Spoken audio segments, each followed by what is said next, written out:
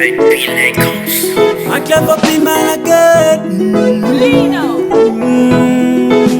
Kiro denga mchenjeri pasire mataka kumbira sevana kuti musaramwa sei kuzovata paipa makafarirwa tiri vana venyu hatisi mandu ndime makuru kuti machenjedare ndakumbira kuti taimatitarira nzira dzatafamba idzi dzaita machakwinda kumbira kuti taimativamtsira makaramwa mushahe ndakumbira kuti taimatitaurira yawoye atangamirewe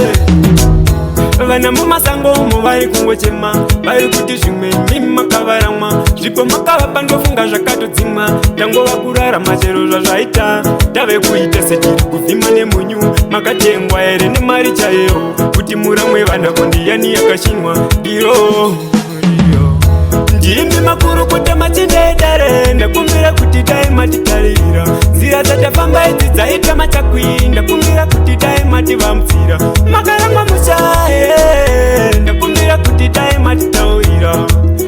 yawoye atangamirewe kazinovati zvaikonekwa nevekare chimbo vakapisira mugomo tave kunamata ndokusaka tapisa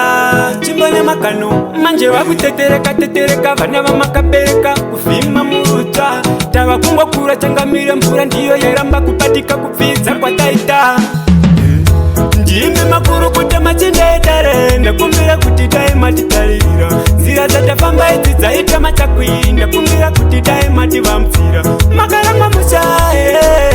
ndakumbira kuti taimatitaurira